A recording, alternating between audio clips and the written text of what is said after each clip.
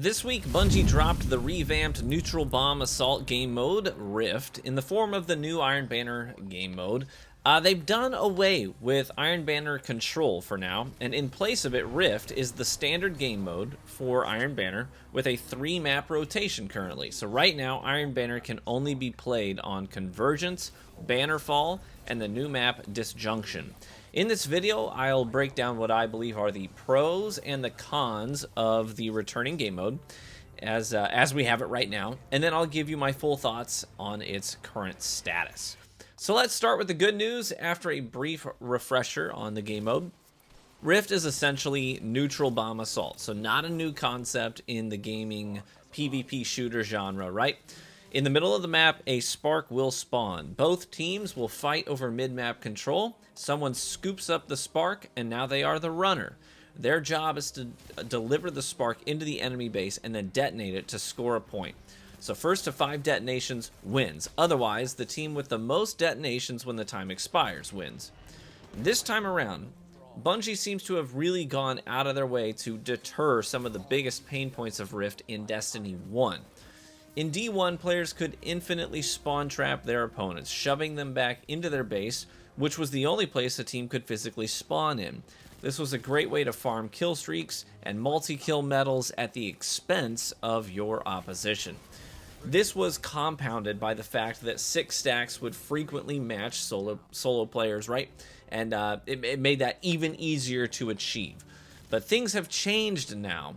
There are a few things to note about the Destiny 2 iteration that makes this near impossible to do.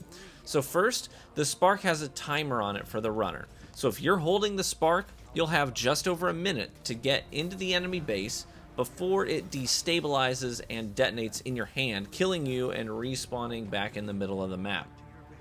So your team can't simply hold the spark indefinitely. You might think, well, then let's just leave the spark in the middle of the map, and then we'll just shove everybody on the enemy team back into their spawn area and just start bullying them. But here's the thing: if you push into the enemy spawn, they immediately start respawning in the middle of the map instead. So they spawn next to the spark. So if you're spawn camping, you are handing away mid-map control to the other team. So they can simply grab the spark unopposed and run it back into your base and detonate it and then reset the whole sequence. So that's 2 things that help stop the medal farming. But one major change this time around is the fact that whenever a team detonates the spark, everyone goes to a black screen and resets in their own home bases. This serves as a hard restart that can be a breath of fresh air and a time to regroup if your team is getting pummeled. The last major change worth noting is that you can actually get revives now. So if you're fighting over the spark and you're the last man standing, you can pick up your teammates and grab the spark, and then all of you are right there in mid-map, ready for a hard push.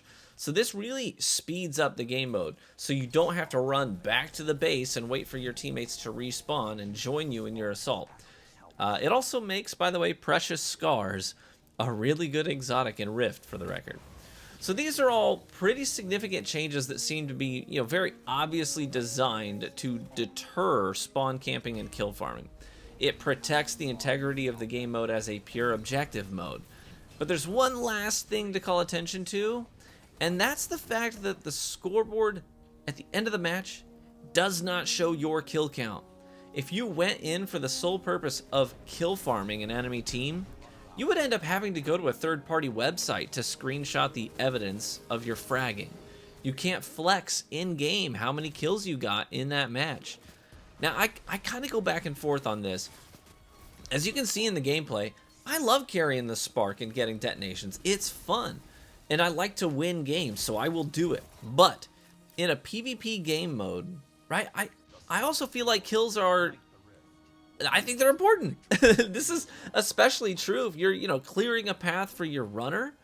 It's something worth being proud of, and it's completely reasonable for a player to want to know at the end of the match how many kills they got in a game. So while I completely appreciate the sentiment of trying to encourage objective play, I also feel like I'd like to know how many kills I was responsible for in a match. Nothing about the post-game report is exciting to look at. It's all just small numbers, 1s and 2s. it don't really elicit much of a response from me or anyone that I've talked to. So I want to see a scoreboard that accurately reflects what happened in the match. Kills are not the most important part of Rift. I know that. I will admit that. Kills are not the most important part of Rift. But I think they're important enough to be included, ultimately. And with that, let me offer a few potential criticisms of the Rift game mode. And then we'll wrap it all up with my overall opinion of the game mode as it stands right now. Okay, first things first, this map rotation is terrible. The first 4 matches I played of Rift were all on Convergence. It is my least favorite map in the history of Destiny 2. Least favorite, the absolute bottom for me. I believe that Convergence is objectively a bad map for Destiny 2, with tiny choke points that lead to snowballing really, really fast. There aren't enough ways to maneuver around the map, so the enemy, they don't need to guess where you're going to peek. No, they know exactly where to hard scope and exactly where to throw their grenades, their heavy, their supers, at the first poor sap who decides to leave their spawn area. You'll notice I got a full team wipe with one single melee ability in this game. 6 guys dead where they stand. I got a literal Reaper just for hitting an easy melee on a tiny choke point, and the entire team paid for it. Now, don't get me wrong, that felt really good. It's super cool to do that. But this map is cheeks, and I feel like it's completely reasonable for me to be, so incredibly tired of playing on Destiny 1 launch maps almost a decade later. In fact, 2 out of the 3 maps in the rotation for Rift are Destiny 1 maps. 66% of the time that you're playing Rift, you're going to be playing on maps so old my son was in diapers and not speaking real words when they came out. And now, he's old enough to farm strikes with me and make his own little YouTube videos on his own little private channel. If they were going to take the time to revamp the game mode and make a whole new map for it and revamp Iron Banner around it, then I feel like the best way to show off your work would be to allow players to really experience it as a whole new Destiny 2 experience. Right now, it doesn't feel that way. It feels like more Destiny 1, right?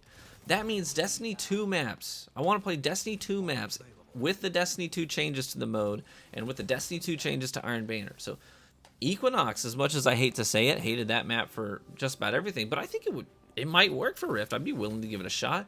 Honestly, Legion's Gulch could be a fun Rift map. I can see Solitude playing well too. A case could be made for Emperor's Respite. All in all, I don't think that could be worse than Convergence. Bannerfall doesn't play poorly, but it's old. Even though Convergence and Bannerfall are perfectly symmetrical and on paper work well as Rift maps, they're ancient, and I'm over them. And I can't imagine that I'm alone in that feeling, am I? Another pain point for me is the reset after each dunk. I like the mechanic overall, and I like that it's there, but I can't help but feel like they could implement it in a way that's maybe a bit less abruptly disruptive. It's legitimately weird in 6v6 and frankly jarring to go from hammering an enemy team back into their base, clearing a path, sprinting for that rift, dunking with a massive explosion, and then black screen for several seconds. Just black screen. It's really jarring. And then when you load back into the map at your home base, any stacks you acquired on anything are gone. Stacks on my Traveler's Chosen, gone. Stacks towards my gunpowder barrel ability on my gunslinger, gone. Anything like that gets disrupted. It's really strange for sure. I feel like this mechanic needs to stay, but they might need to brainstorm some ways of better implementing it that don't feel like it takes you out of the game entirely for several seconds. And finally, my last issue that I have with the game mode is how slow it feels. It takes 5 scores to end a match before time. That's a lot. I feel like they could dial that down to 4. If you're not playing in a lobby with full teams that know what they're doing, in that instance, sure, 5 scores might not be a lot, but when you're playing with mostly solos and duos, that usually means you're going to time. I played in the freelance playlist mostly, and while I had fun, the matches dragged out, most of the time, all the way to time.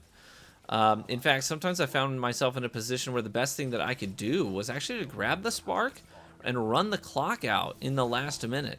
I'd play chase with the enemy team, running all around the map, leading them on a wild hunt and eating up the last seconds on the clock so that they couldn't score again.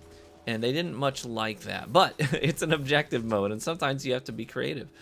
But completing matches right now is a bit of a slog. Not only that, but the rank up progression to get you know, the rank up progression that you get for matches at Lord Saladin, man, it takes so long. It takes forever to rank up. I played 5 hours straight. I didn't get a single new SMG, didn't get a single new fusion drop, not one. That's too long to play without getting those unlocks in the progression tree of Saladin. And that's while wearing Iron Banner armor, winning most of my matches, wearing the emblem, all that stuff. It's just too slow.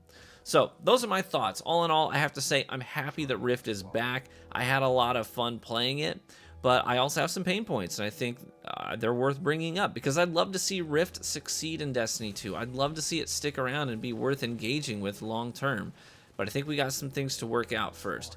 I will say, to their credit, Disjunction, the new map, actually plays really well on Rift. I had a lot of fun every time we played Rift on Disjunction. That map works for Rift. It works, and it's a shame I only got it. I think like 4 times, if I remember correctly, in 5 hours.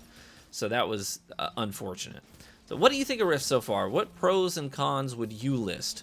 Let me know in the comments section below. Thanks as always for watching the video and supporting the channel. Feel free to drop a like on the video only if you enjoyed it, and subscribe for additional Destiny 2 content.